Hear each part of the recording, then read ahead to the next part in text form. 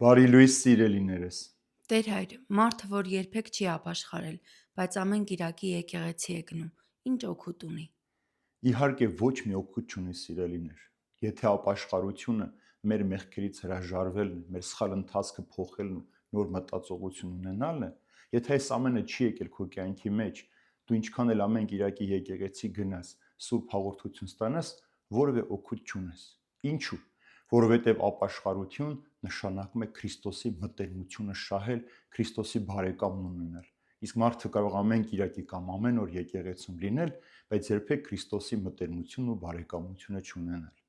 Ապաշխարություն նշանակում է մեղքերդ խոստովանել։ Եթե դու քո մեղքերը չես խոստովանել, հին մեղքերը ծանրաբեռնված այդպես գալիս ես եկեղեցի ամեն կիրակի կամ ամեն օր, բայց այդ մեղքերը չես համարձակում խոստովանել, մաքրվել, որևէ օգուտ չունես։ Ապաշխարություն նշանակում է ճշմարտության հետևել։ Եթե դու ամեն կիրակի եկեղեցի ես գնում ու ճշմարտության հետևորդը չես, Քրիստոսին չես հրավիրել քո կյանքից ներս ապրելու, որևէ օգուտ չունես։ Եվ վերջապես ապաշխարությունը քո սխալներից հրաժարվելն է։ Եթե դու ամեն կիրակի գալիս ես եկեղեցի, սուրբ հաղորդություն ստանում, բայց նույն մեղքերը շարունակում ես գործել կամ մնալ այդ նույն մեղքերի մեջ, որևէ օգուտ չունես։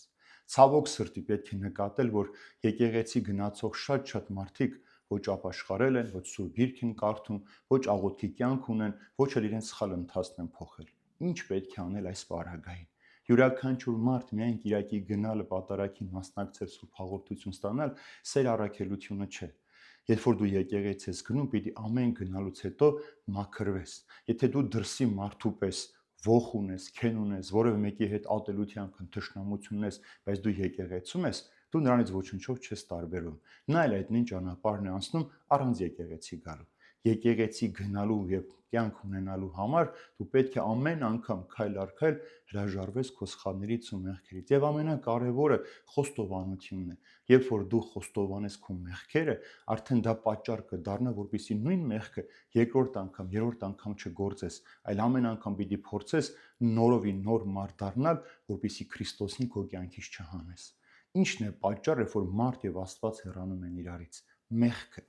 Մարդուն մեղքն է բաժանում Աստծուց։ Այնպիսի մի անջրպետ է ստեղծում մեղքը մարդու եւ Աստծու միջև, որ մարդ ինչքան էլ փորձում է մոտենալ, չի կարող, թե Տեր իր ձեռքերը այսպես բացած սպասում է քեզ։